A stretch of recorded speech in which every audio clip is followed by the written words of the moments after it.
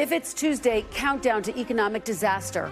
Washington grapples with a new warning from the Treasury Department as the president invites congressional leaders to the White House and stocks take a hit from new turmoil in the banking system. Plus, beefing up border security, the Biden administration moves to deploy 1,500 members of the military to the southern border, with pandemic-era restrictions expiring and officials bracing for an even bigger migrant surge. And the legal and political fight over transgender rights intensifies as Montana's first and only openly transgender lawmaker sues House Republicans after they barred her from the floor.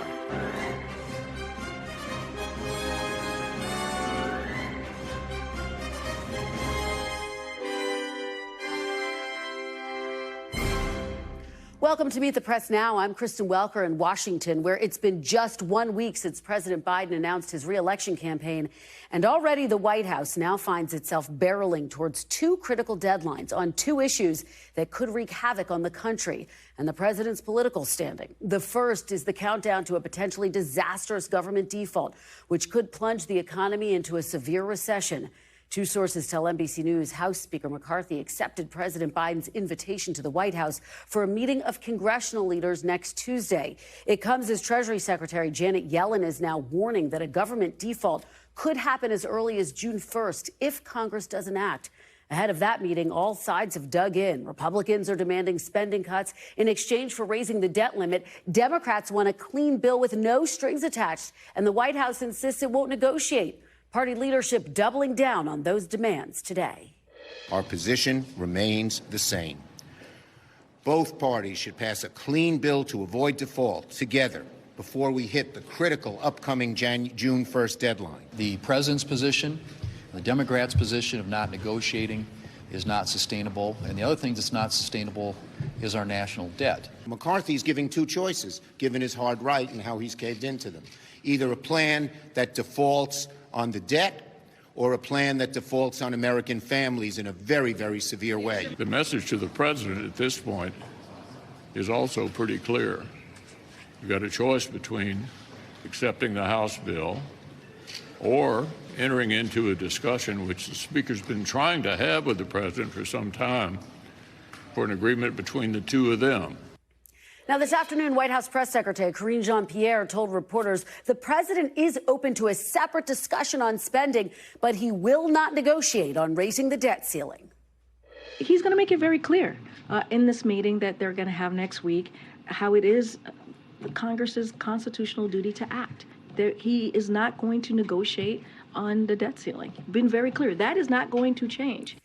Now, we saw some jitters on Wall Street today. The Dow closed down about 370 points on concerns about a default and new signs of turmoil in the banking system. And as the clock ticks down on a potential default, the White House is also facing a deadline next week at the southern border. That's when Title 42, that pandemic-era policy that blocked hundreds of thousands of migrants from crossing the border, expires on May 12th. Bracing for a possible surge in migrant crossings, the Department of Homeland Security has requested, and the Pentagon has approved, a surge of 1,500 active-duty military personnel to assist Border Patrol efforts. We will have much more on the move at the southern border in just a moment, including the latest from the Pentagon. But first, we want to begin with NBC's Mike Memoli, who's outside the White House, and NBC's Ryan Nobles, who is on Capitol Hill following all of the drama surrounding the debt ceiling. Mike, let me start with you. The president has invited the big four congressional leaders to discuss the debt. That meeting is going to happen next week. The president, his top officials insist he is not going to negotiate. He wants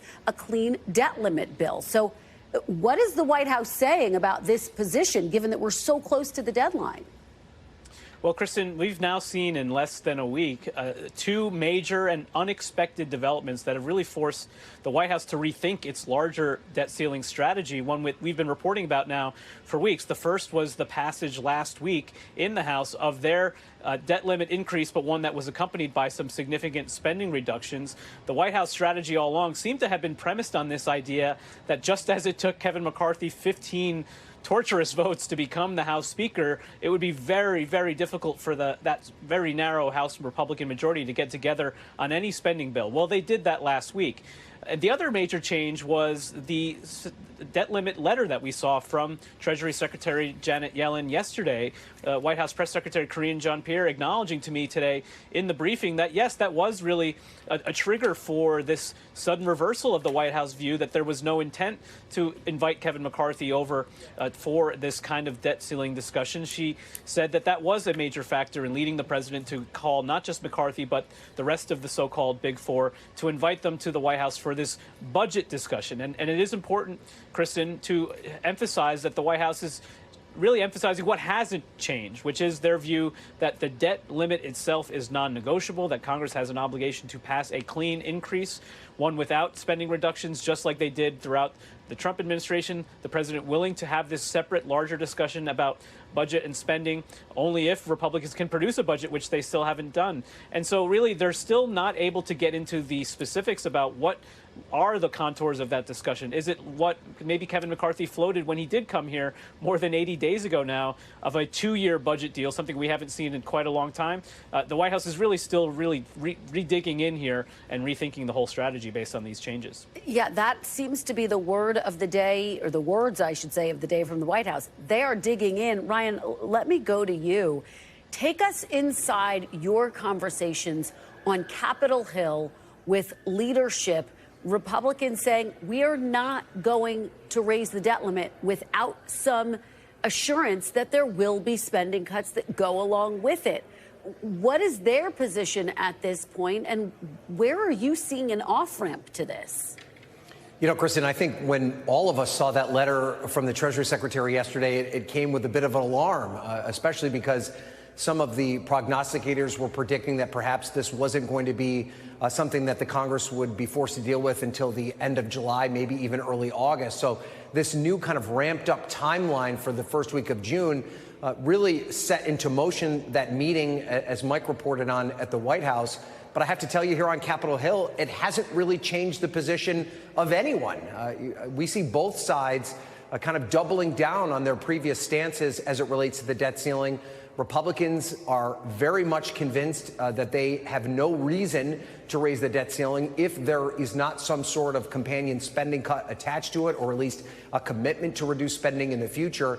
And Democrats are also very insistent that they are not going to raise the debt ceiling as part of a budget negotiation, that they want to have these two conversations in separate negotiations. So I'm not exactly sure what this conversation is going to look like at the White House because there isn't a ton of movement on either side. And Kristen, we haven't even got into the idea that even if a negotiation does emerge, a compromise, I should say, emerges from this meeting on May 9th, that it could even pass. There's real questions as to whether or not House Republicans who feel they've already compromised in the bill that they passed would move or budge at all from the previous stance that they have before. And there's also real questions about whether or not something other than a clean debt ceiling could get 60 votes in the Senate. So in terms of an off-ramp, I haven't found one yet, Kristen, but I'm telling you, I'm looking under every nook and cranny here at the Capitol to try and find one. I think we all are. We're running out of nooks and crannies to look under. Ryan, let me follow up with you very quickly, because Minority Leader Hakeem Jeffries has put forth this proposal, effectively this Plan B, a workaround to the fact that Republicans will not support a clean debt limit, a so-called discharge position. Mm-hmm. What is it, and what would it mean if it passes through the House? Would this be a potential solution?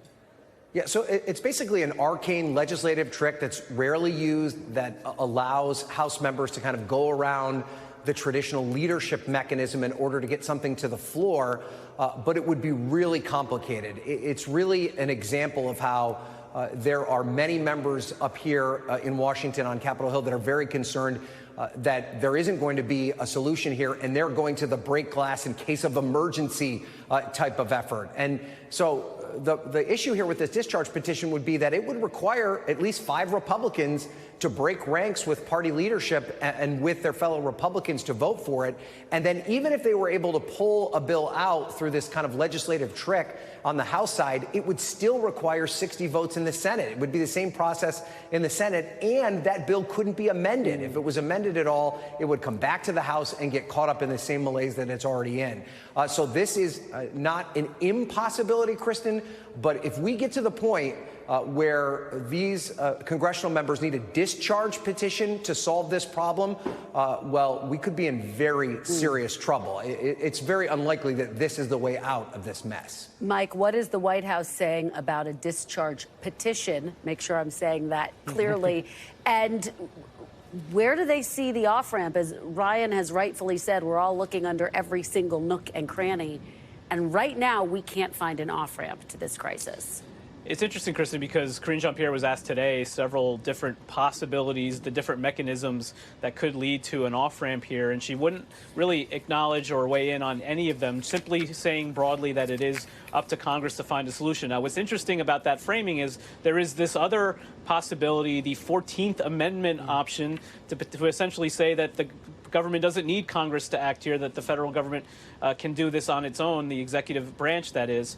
And that's something that White House officials are treating very carefully. It's not necessarily something that is a serious option. They don't want to put it prominently on the table because they want to keep the urgency with Congress to find a solution here. There's the possibility, of course, of legal challenges if they were to attempt to do this. But at this point, they're very loath to take any option off the table because they want to be reassuring to markets, but also keeping the pressure on all sides to try to come together here. All right, Mike Memoli, Ryan Nobles, I think we are all in for a very busy month ahead. Thank you both for starting us off today. Really appreciate it. And as we mentioned, the Biden administration is facing another looming deadline, the expiration of Title 42. That's, of course, the COVID policy that allowed migrants to be quickly expelled at the southern border. Now, the Pentagon announced today Defense Secretary Austin approved a request from DHS to deploy active duty troops to the border in anticipation of a surge of migrants. With Title 42 set to expire next week, the Pentagon says 1,500 military personnel will be sent to the border for 90 days to support the Border Patrol mission and to fill critical gaps. Joining me now to discuss this from the Pentagon is NBC's Courtney Kube. So, Court, let's start with this. Why are they deploying active duty versus National Guardsmen, and when can we expect them to arrive? So there's already 2,500 National Guard down there. The reason that this current deployment is active duty is, frankly, just faster. They can move them down there much faster. This authorization is for 90 days, but the Pentagon press secretary today said the hope is that they may be able to replace them with other National Guard troops in those 90 days and that the active duty won't be there that long. He also explained something I think is really important for our viewers to understand, and that's that these U.S. troops will not be down there in any kind of a law enforcement capacity. I mean, as you well know, Kristen, U.S. troops, active duty, cannot conduct any kind of law enforcement mission on in the continental U.S. It violates something called the Posse Comitatus Act. Because of that, National Guard are often used for more of these sort of law enforcement missions on a state duty.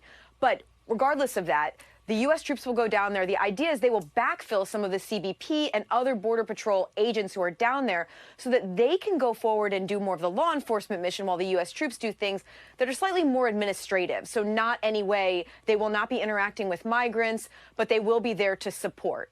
So, Court, you have to ask, if you're sending active duty troops, they are presumably being sent from somewhere, from other missions. Is that the case? Are they being redirected from other missions? Do you have a sense of where those other locations are? We don't know that yet. So we know that they're coming from the Army and the Marine Corps, but we haven't gotten any idea of which units they are yet. Now, I will say, officials here at the Pentagon say that it's not going to have any kind of an impact on readiness, these troops being remissioned down to the border. But candidly, we just don't know who they are yet. Yeah, and we know that former President Trump took a similar action when he was president. What were the takeaways from that? Was it effective? Yes. I mean, but keep in mind, so at that time, he sent more than this is. This is a smaller mission. And remember, there has been this enduring presence of National Guard troops. There's still 2,500 of them who are there right now. So, I mean, this is really a plus up of an existing mission for now. The real question that I keep asking is, okay, so we've got the 2,500, the additional 1,500 going, that's 4,000 ultimately what will be presumably all National Guard, potentially some reserve troops. How long is that mission going to continue? And is there a chance that that could increase? Because we really don't have a sense of when the expiration of Title 42 goes into effect. Will there be a need for more troops, National Guard troops, on the border, and for how long? I think it's a question people just don't know the answer to at this point, but there has been this continuing presence of National Guard down there for years, Kristen. Well, we know you will continue to watch the situation as we get closer to that May 11th deadline. Courtney Kube, thank you so much. Appreciate it. Thanks. Coming up, one of the House's top Democrats on spending issues joins me next as Congress faces dual deadlines tied to the debt limit and the border. Plus, no Hollywood ending. The nation's TV writers go on strike, saying they face a, quote, existential crisis over working conditions in the streaming era. The latest fallout and where contract negotiations stand ahead. You're watching Meet the Press now.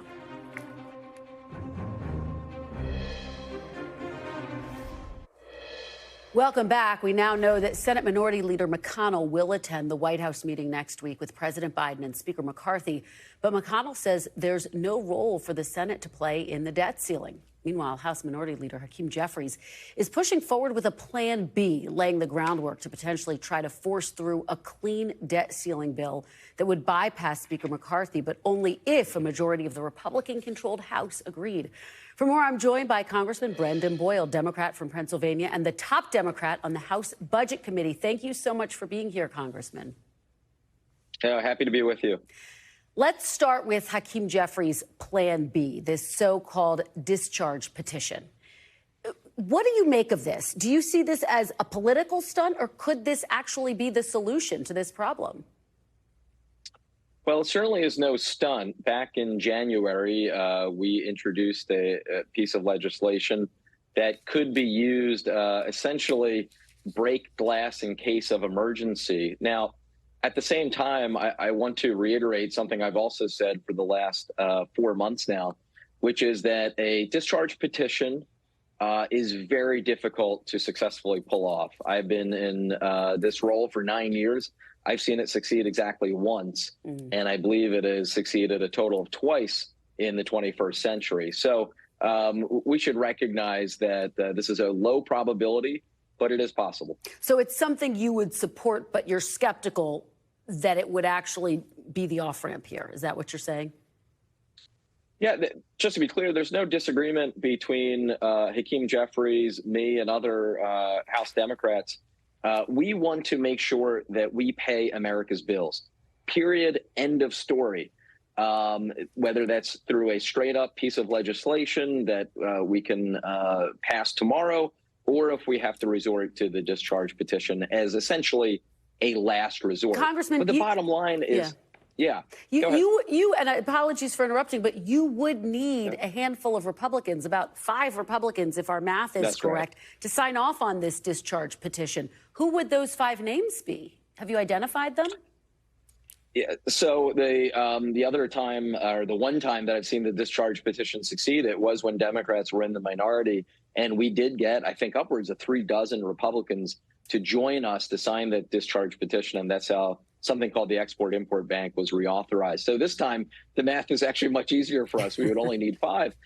And I would, as you can tell, I'm an optimist. But I would point out, however, there are 18 House Republicans who like to call themselves moderates. They like to fancy themselves as moderates. I never see much evidence in their voting record that they're moderates. Well, here's a chance for them to really put their money where their mouth is, or their voting card where their mouth is. Join with House Democrats to ensure we don't suffer the first ever default in American history. We have voted to raise the debt ceiling 103 times since 1940. They should join with us so we can do the right thing. Let me ask you about the White House's position. The president insists he is not going to negotiate over the debt limit, that he wants a clean bill to increase the debt limit, and then he'll talk to Republicans about their proposed spending cuts as a part of a separate process. But we are less than a month out from a potential default. Is it time for President Biden to negotiate with Republicans? I have to say, I think the media narrative on this is really off. The reality is we Democrats stand ready, willing, and able to negotiate with Republicans about next year's spending and the years after that. We always do that. It's called the appropriations process. But what we won't do is have a negotiation on the question as to whether or not America should pay its bills or we should suffer a global default, which would be a catastrophic event. There simply can be no negotiation over that. We have to do it, period. And yet, Congressman, if the nation defaults, won't there be political blame for everyone? Won't there be a pox on everyone's house, effectively? This is exactly why it's something. This is exactly why it's something you shouldn't negotiate over. There will be plenty of blame to go around on any of us who are office holders, or frankly, within 50 miles of the nation's capital, if we literally were to plummet the economy and indeed the worldwide economy into another great recession. If you talk to former Trump Secretary of the Treasury Mnuchin, or former Obama Treasury Secretary Jack Lew, or the current one, Janet Yellen, or a conservative or liberal economist, they all agree we have to raise the debt ceiling, period. And I understand that Congress is on recess, but this meeting at the White House is not until next week. Where's the urgency? Why not call lawmakers back this week? Yeah, just to be clear, I mean, phones still work and emails still work and text messages still work, regardless of whether we are. Also, unlike, say, appropriations bills, which are enormously complex pieces of legislation requiring thousands of pages, in order to raise the debt ceiling, it literally just takes a one-sentence bill. So we certainly do have time between now and June 1st. I wanted this back done in November and December and led a letter of House Democrats to do so.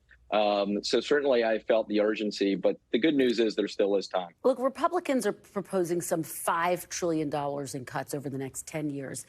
And I understand the president and Democrats have said there's no way you're going to back those cuts.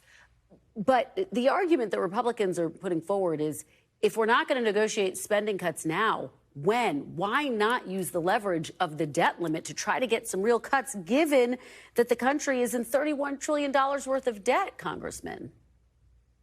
Well, just to be clear, we House Democrats will negotiate over what next year's budget looks like. We always have to negotiate what next year's budget looks like. So there's not a question about whether or not such a negotiation will take place. It happens every year, and it will happen this year. Now, in terms of the cuts the Republicans want, they would have devastating effects. Moody's Analytics took a look at the bill that the House Republicans passed last week.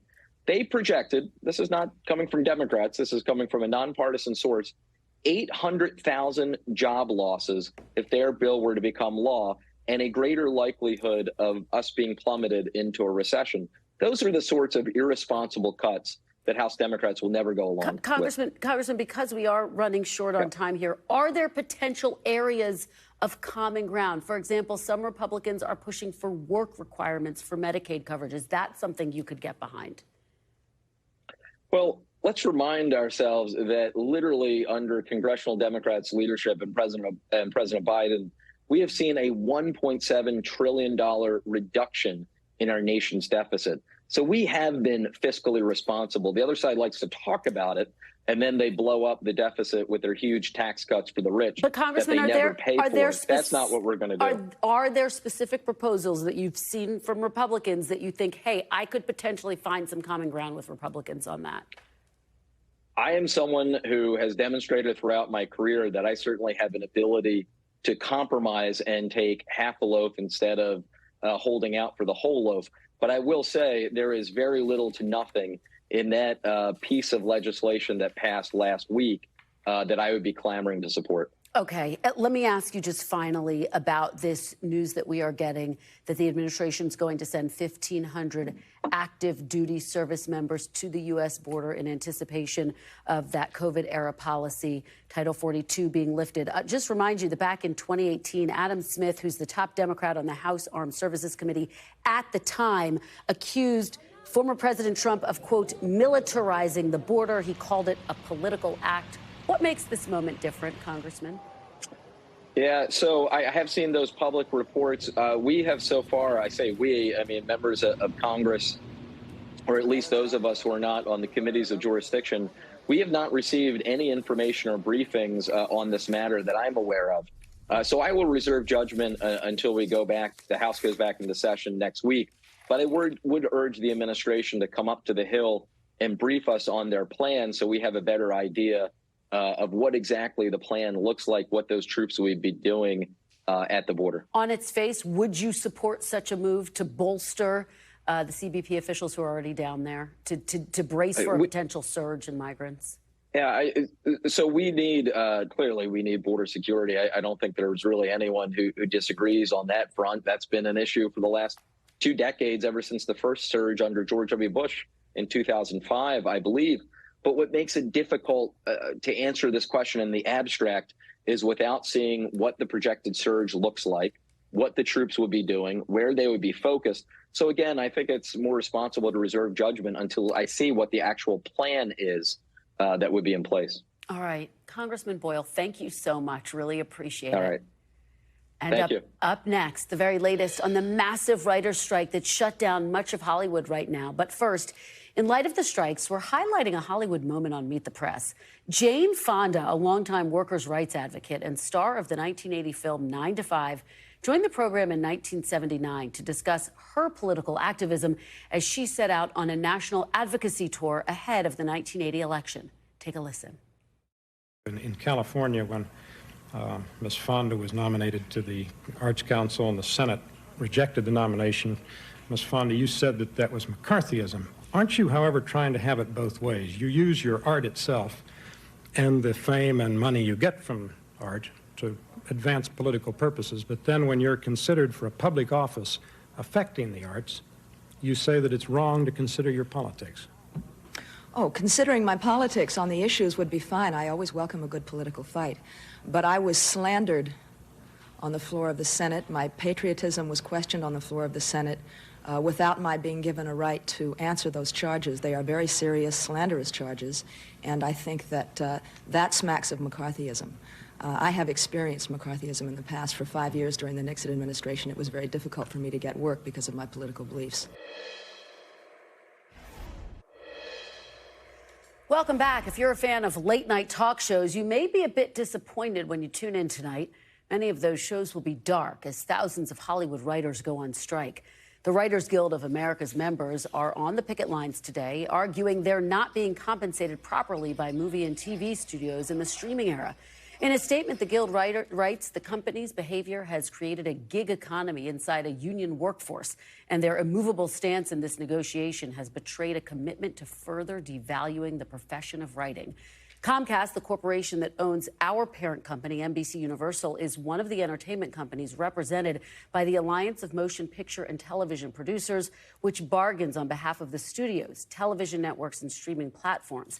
That association is defending its proposal, saying it offered, quote, generous increases in compensation for writers. Joining me now, NBC's Marissa Pera, who is at a picket line in Burbank, California. Marissa, what are you seeing there? Set the scene for us.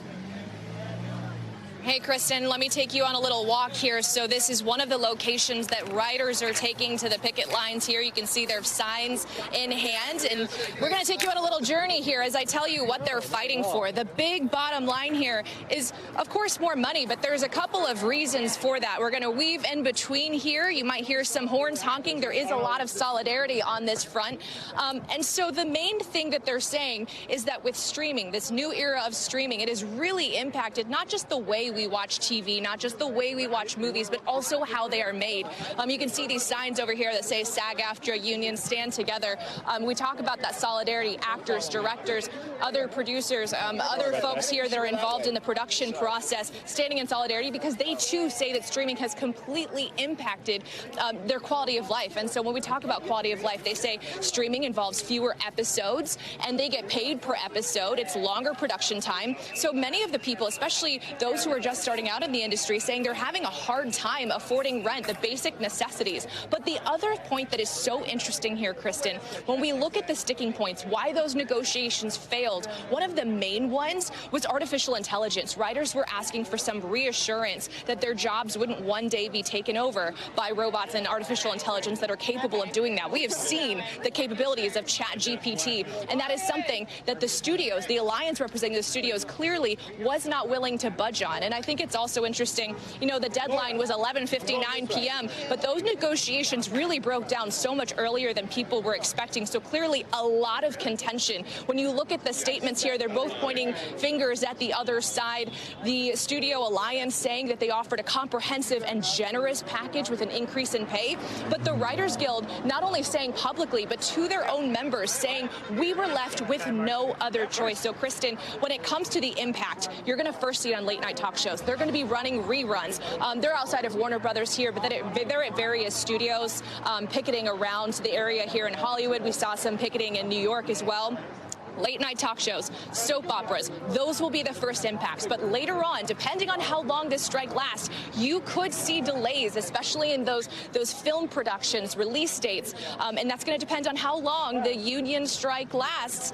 And they have said time and time again, they're willing to fight for however long it takes, Kristen. All right, Marissa Parra, I know you will stay on top of it for however long it takes. Thank you for that great reporting. Really appreciate it. After the break, we'll have new developments in the fight over trans rights as the ACLU sues Republicans in Montana after they banned a trans lawmaker from speaking on the House floor. I'll talk to the ACLU attorney in the thick of the fight. That interview is next. You're watching Meet the Press Now. Stay with us.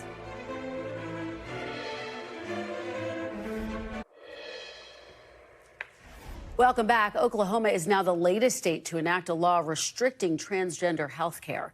It joins 14 other states with similar laws after Governor Kevin Stitt signed a bill yesterday banning minors from receiving gender-affirming care into law yesterday.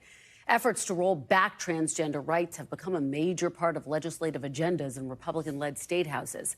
Yesterday, a Missouri judge temporarily stayed that state's ban on transgender care for minors and adults from going into effect. In Nebraska, Democratic State Senator Megan Hunt is under an ethics investigation for opposing anti-transgender legislation. Critics say Hunt would have benefited financially from improved Medicare benefits because she has a transgender child. And in Montana, the state's first and only transgender lawmaker, Zoe Zephyr, and the ACLU are suing the Speaker of the House there after Zephyr was censured and barred from the House chamber last week for comments she made during debate around a transgender care ban. That bill became law on Friday. For more on that lawsuit, I'm joined by the ACLU's Montana director, Alex Raitt. Alex, thank you so much for joining me. Really appreciate it. Thanks for having me, Kristen. So break down this case. What are the arguments that you are making here? Yeah, well, I have to say, I feel like we've officially entered the twilight zone here in Montana. Never in my legal career would I have expected that you would see a duly elected representative to the Montana legislature essentially silenced and expelled for doing exactly what she was elected to do, which is to represent the voices of her 11,000 constituents. So when Representative Zephyr was censured by the House Speaker and the full House of Representatives, the only recourse that she had available was to file an emergency lawsuit, essentially arguing that her First Amendment rights have been violated. And it's a well-known fact that an individual who's elected to the legislature does not lose their right to free speech when they walk in the doors of the state capitol, and we intend to vindicate those rights. And you are making essentially a freedom of speech argument, but are there broader implications for the transgender rights movement and for the rights of transgender people all across the country? Yeah, well, I think that, this is not necessarily an issue related to transgender rights, right? I mean, we are clearly seeing differential treatment based on who Representative Zephyr is. And certainly we have seen an onslaught of legislation targeting the trans community throughout the 2023 legislative session. But at the end of the day, regardless of your identity, regardless of your political party, you have an obligation to represent the voices of your constituents when you're elected to the state legislature. And that's exactly what Representative Zephyr did here. So the fact that she's silenced has less to do with her transgender status than the fact that she is speaking out on an issue of important public concern, and her voice needs to be heard in that debate. How confident are you in this suit based on what you know about Montana? You're suing, I should say, the Montana District Court. So how confident are you in your suit based on that? Yeah, well, no lawyer will tell you that they have a crystal ball. But I do think that, we have very strong legal claims. I think that the biggest challenge for us right now is time, because we're looking at a situation where the legislature, which here in Montana only meets every other year for 90 days, is scheduled to adjourn imminently. And so what we need is an emergency order from the court reinstating all of Representative Zephyr's privileges immediately. And that's particularly critical right now because the state is currently set to debate perhaps the most consequential bill impacting all of Montanans, which is the state budget, House Bill 2. So we need to see immediate action in order to make sure that Representative Zephyr and her 11,000 constituents are heard on this particularly critical piece of legislation. Moving to the overall transgender medical care ban that was signed into law Friday that we just talked about, is the ACLU poised to fight that? You've said that that's another case that you will take up. What is the timeline of that? What will that look like? Yeah, that case is imminent. So obviously, life-saving, gender-affirming care is critically important to trans youth across Montana. This is a matter of life and death. Representative Zephyr was not being hyperbolic or inflammatory when she said that the legislature has blood on their hands for purposes of passing Senate Bill 99. And so we intend to vigorously challenge that particularly damaging bill in the courts, and you can expect to see that very, very soon. And over 15 states have some form of ban in place. What is your national strategy as it relates to transgender rights? Well, I mean, I think it differs state by state, but fair to say that you see copycat legislation being duplicated, you know, among states that have a conservative majority, and the anti-trans agenda has proliferated. And this is nothing new. I mean, these folks have been targeting vulnerable communities for decades, and this is only the latest iteration. And I will tell you that ACLU and our allies will continue to stand up and vindicate those rights and make sure that oppressive bills like Senate Bill 99 are not the law of the land. Do you anticipate that your fight in Montana, that some of these other fights that you plan to take on will go all the way to the Supreme Court? Well, we focus a lot of our litigation here in state court, relying upon a really unique and special Montana Constitution that contains robust protections for individual dignity and privacy. So the likelihood of a state court claim going up to the U.S. Supreme Court is relatively low. And we have seen that both our district courts and the Montana Supreme Court has jealously defended the most important bedrock rights that exist in the state constitution. So we hope and expect that these fights will unfold in state courts, but certainly, you know, there's always the possibility that something will go up all the way up to the U.S. Supreme Court. All right, Alex Raitt, thank you so much for joining us and talking us through your lawsuit. We will stay in touch with you as you continue to fight this. We really appreciate it. Yeah, I appreciate your time, Kristen. Thank you. Still to come. Take care. You too. Still to come, crisis of confidence, what Washington's dysfunctional debate over the debt limit, the border, and the Supreme Court says about the state of our broken politics and what it could mean for 2024. The panel's next. You're watching Meet the Press now. Welcome back. In more partisan bickering on Capitol Hill, the Senate Judiciary Committee held a hearing earlier on ethics reform on the Supreme Court, spurred by some recent reporting on Justice Clarence Thomas's relationship with billionaire Harlan Crow. Many Republicans have pushed back on the effort to subject the high court to a code of conduct, claiming bias from Democrats against recent decisions by the court.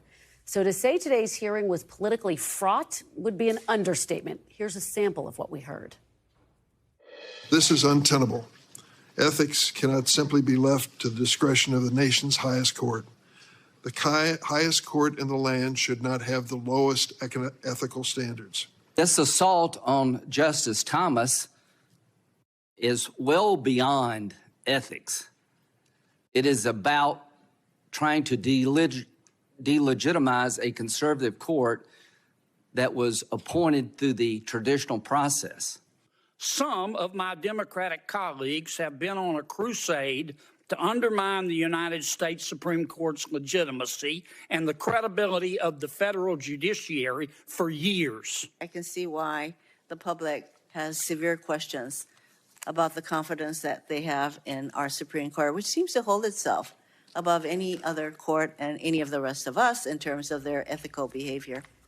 Joining me now is my panel, Camila DeChalis, Washington Post congressional reporter, Cornell Belcher, Democratic strategist and pollster, and an NBC News political analyst, and Danny Pletka, senior fellow at the American Enterprise Institute and a Meet the Press contributor. Thanks to all of you for being here. Camila, let me start with you and what we just heard there. Obviously, they are delving into the ethics of the court, and you can see the partisan divides on display, even talking about ethics for the high court. Right. I was in the congressional hearing in the room when they were making these testimonies. And what I found really interesting is that Republicans, there was a lot of questions of whether the public just views the Supreme Court as hyper-partisan. And when you have these reports coming out about financial disclosures, whether he could have done more to kind of unleash or, unfold his relationship with that GOP mega donor, then, you had Republicans in the room just going on the defense and saying, hey, these are just partisan attacks on the Democrats, just going after Clarence Thomas, that these are not justified, that, you guys are just making these things up and that you guys are just going on the attack. So this is what we've been hearing all along, and they just kind of reiterated their remarks during the hearing today. Danny, what's your take on this, and what do you make of this separation of powers argument that the court is making and that you're hearing some Republicans there make, that, hey, the court can police itself? The separation of powers argument is important. Anytime you see something like this, it's not about Republicans and Democrats. It is about our Constitution, and we want everybody to be respectful and careful about that, because once you begin to unwind those sort of protections, you lose the balance of powers that exist in the Constitution. But I think there's a more important question here. And by the way, I should sit back a second and say I know Harlan Crow extremely well. He's on the American Enterprise Institute's board. I'm extraordinarily fond of him. He's a man of great integrity. So I want everybody to know that and not discover that for me on Twitter later. But let me say this. Anytime you see something like this, the question you have to ask yourself is this a standard that the Congress has brought previously? Has Congress asked of previous justices, hey, Ruth Bader Ginsburg, when you got that $1 million prize in 2019 and you said you were going to give it to charity, did you really give it to charity? Hey, Elena Kagan, we'd like to have a hearing about your relationship with Harvard. So I think these are the questions that arise for the Republicans when they talk about fairness. Cornell Belcher, what say you about that? So let me get this right. By the way, I wonder why the Supreme Court is now seen by most Americans as having legitimacy issues. I wonder why. Maybe it's overturning decades of precedent for what seemingly is political motives, right? This isn't about Democrats. This is about the American people. So your view that when Roe v. Wade happened? Let me finish. Okay. So this isn't about Democrats. This is about the American people. No institution's numbers have dropped as dramatically as the Supreme Court. Don't blame that on Democrats. Blame it on the actions of the Supreme Court. Let me get this right. So every federal judge in the country is bound by a code of ethics that they have to live by, except for the top court in the land. Where does that make sense? It makes zero sense.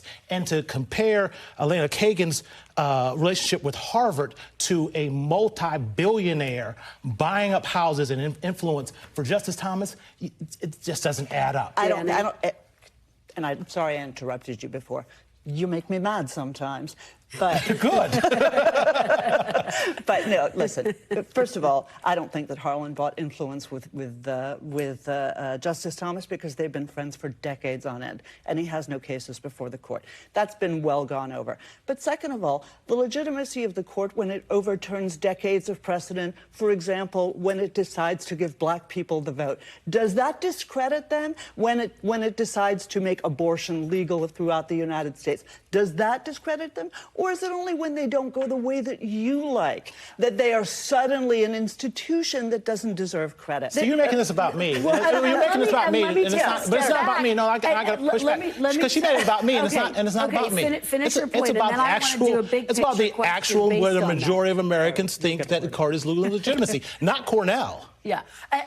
And the court, but institutions in general. I mean, Camila, it's not just the Supreme Court. I mean, it is all of our institutions that are being heavily scrutinized, and the American public is saying we're not sure. I mean, if you look at the approval rating writ large, that's a challenge. I mean, when you look at what's happening in the court, it kind of embodies what's happening. Yes, and I think just given that the reports that just came out, it did prompt this conversation that everybody's taken up. Should they adopt more codes of ethics, not just at the Supreme Court, but at every institution, just to ensure that the American public has that trust in that institution? I actually talked to lawmakers, both Republicans and Democrats, asking, should Congress adopt a code of ethics on the Supreme Court? Should they kind of intervene in that way? And I was actually surprised that across the board, all Democrats said, yes, we should do this. But some Republicans also said that they were open to this idea. So it also just shows that, I mean, there's just this acknowledgement that maybe something should be done. That way the public can have just more trust in this institution. And speaking about faith in our institutions, right now, Congress, the White House are grappling over how to raise the debt limit. President Biden, Camila, says he's not going to negotiate. Speaker McCarthy says he's not going to sign anything that doesn't include spending cuts. I can't find an off-ramp anywhere I look. Have you been able to locate one?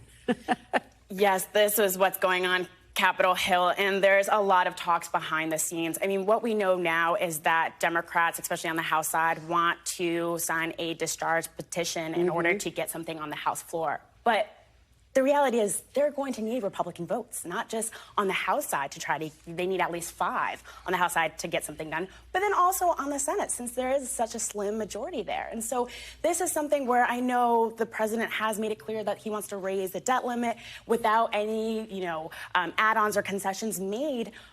But the reality of that being is that there's going to have to just be more talks to play out, and this is getting more real by the day. Cornell, the White House seems to be digging in, but doesn't the buck ultimately stop at the president, especially since he's the one asking for another 4 years in office? No, the buck stops. Well, talk about the Constitution. The Constitution is pretty clear on this one. The economic bucks, the writing of the check buck, does not stop with the President of the United States. It actually starts and stops with the Congress. And the Congress created this debt, and now they're simply trying to hold American economy hostage so that to pay for the bills that they actually created.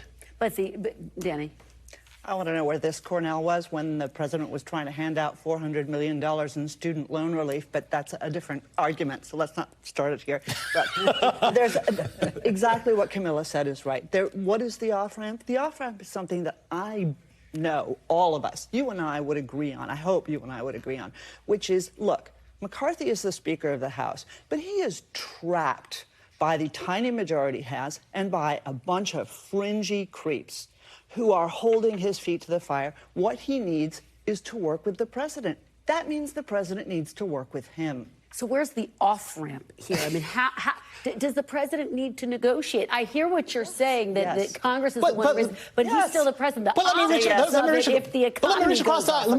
across and agree with you. I actually, so here's the off-ramp. You're absolutely right about your analysis of what's going on in Congress. So here's the off-ramp.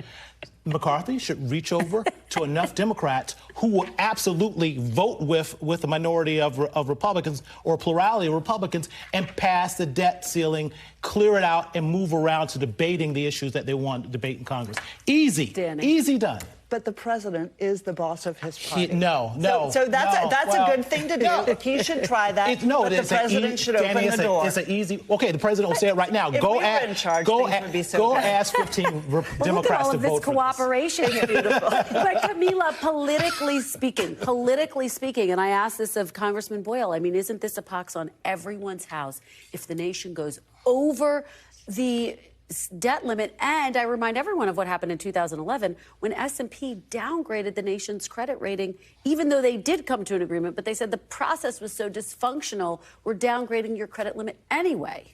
Yes, I mean, and this is the thing. They've already come out saying, hey, look, McConnell, McCarthy, Biden, we are all going to meet and let's talk about this. But the reality is there needs to be more conversations going on about, okay, I know you guys, want to raise the debt limit. You don't want any conditions attached. But the reality is, could you really have that done? I know Democrats are also talking to Republicans to see if they are willing to break with their party to support this discharge petition. So these are things that are kind of going on behind the scenes that we're going to see. And now the question is, what could those concessions be?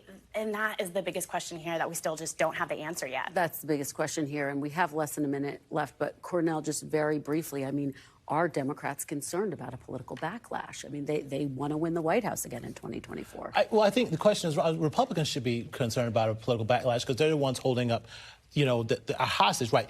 Democrats have always passed the debt limit. Is he right, Danny? Always passed the debt limit. I think that there's a lot at stake for both parties in this, and they should both start behaving like grown-ups. It would be so refreshing. Okay. Like lifting the ceiling.